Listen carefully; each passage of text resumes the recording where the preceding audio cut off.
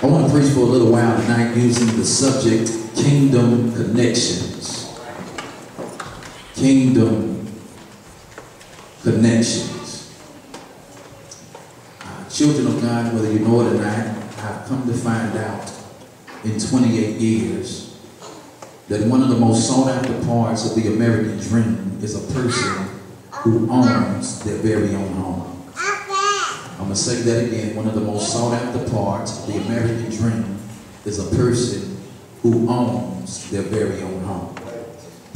I guess I better pause to tell somebody that God has been absolutely good to me. Because just in 28 years of living, I never would have thought in my wildest dreams, I never would have thought in my wildest imaginations that God would allow me to be a homeowner so early in life. And I've come to find out in owning my own home, there's an extreme difference, hear me clearly somebody, in owning a home and having the money to maintain the home that you purchase. Whether you know it or not, so many people have money to buy, but they don't have the money to maintain. And then there are those of us who are just downright trifling. We are absolutely lazy. We have money to buy, we have money to maintain, but we don't have the mind to maintain. And so therefore, as a consequence, when you have money to buy a home, but you don't have money to maintain the home, or when you have money to maintain the home, but you don't have the mind to maintain the home, so many of us end up paying into a 30-year mortgage. And while paying into a 30-year mortgage, instead of the property value of our home going up, the property value of our home goes down. Why is that? Because we have money to buy, but we don't have the money to maintain.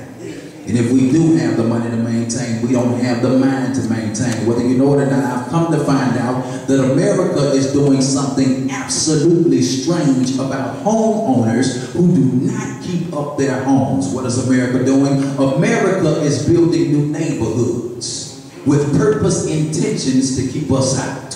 And so therefore, as a consequence, I've come to find out that money alone will not get you inside of these new neighborhoods. Because they don't just want to see that you have money to buy the home, but they want to know that you have the money and the mind to maintain the home that you purchase. And so therefore, they are coming up with all of these rules, with all of these laws, with all of these regulations, such as no parking your car in the grass. Because when you park your car in the grass, not only does it make your home look bad, but every home connected to your home looks bad because your home looks bad. Whether you know it or not, not only do they say no parking your car in the grass, but they go on to tell you that if you are going to live inside of this neighborhood, you must keep your grass cut. Because when your grass is out of control, not only does your home look bad, but every home connected to your home looks bad. Not only do they say no parking your car in the yard, not only do they say you've got to keep your grass cut, but then they'll have the nerve to tell you after you purchase and own your own home, no pets inside of the house.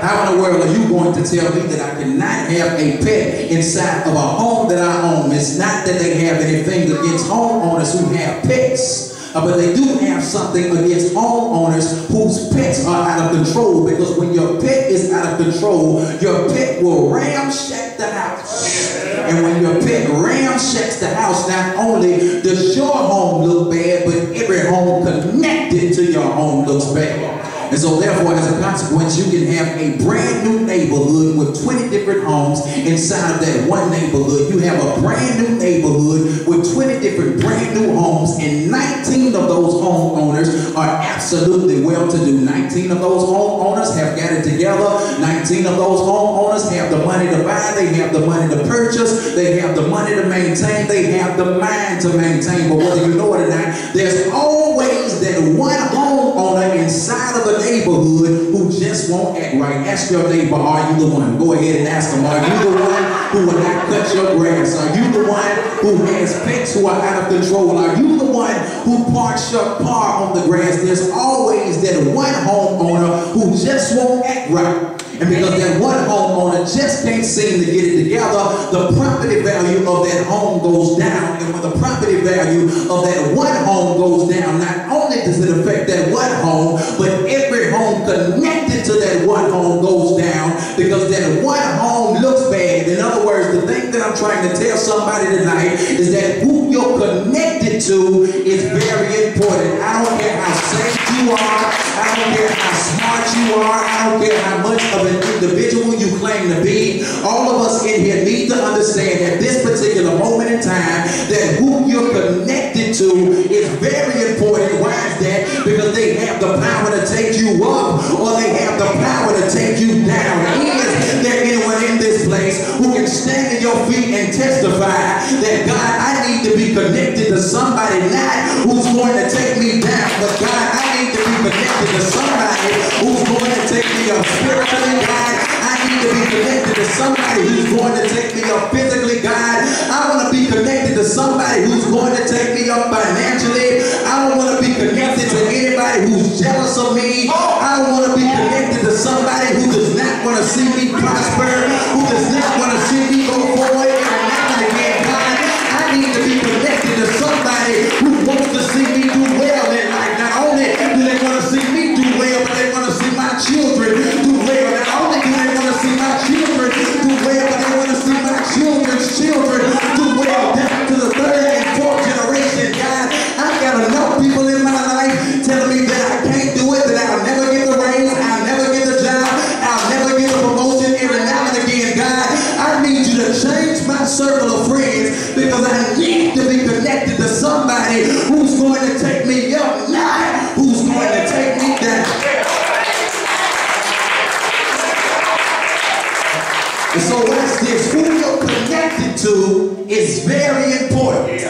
Because who you're connected to has the power to take you up or they have the power to take you down.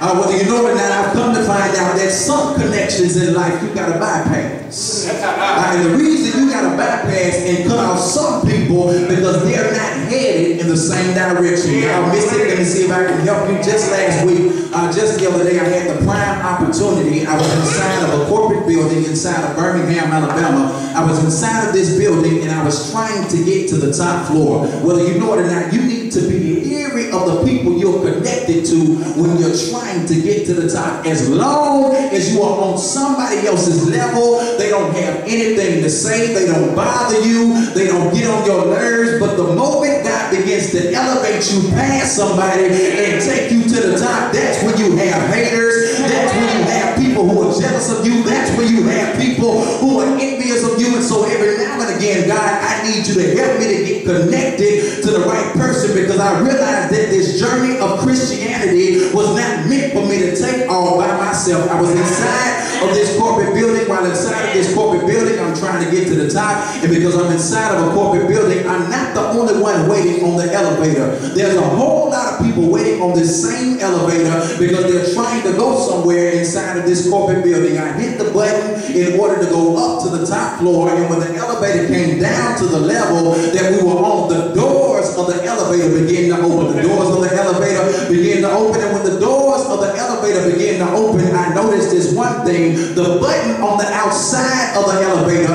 instead of saying that the elevator was getting ready to travel up, the button on the outside of the elevator said that the elevator was getting ready to go down. Mind you, I'm not the only one waiting on this elevator. There are other people waiting on the same elevator, and when the doors open, the other people who are waiting began to walk onto the elevator, and while they walked onto the elevator, I stood still. They looked back at me. They say, "Aren't you going to come onto the elevator with us?" And I say, "No, I'm not coming on that elevator with you." And the reason I'm not coming on the elevator with you, because we're not headed in the same direction. Can I tell somebody right now that every now and again you gotta cut some ties in life? Every now and again you gotta cut some folk off in life. It's not that I'm trying to be mean. It's not that I'm trying to be snobbish. It's not that I'm trying to be stuck up. It's not that I think that I'm better than anybody else. But every now and again God told me to tell somebody, you gotta cut some ties because they are not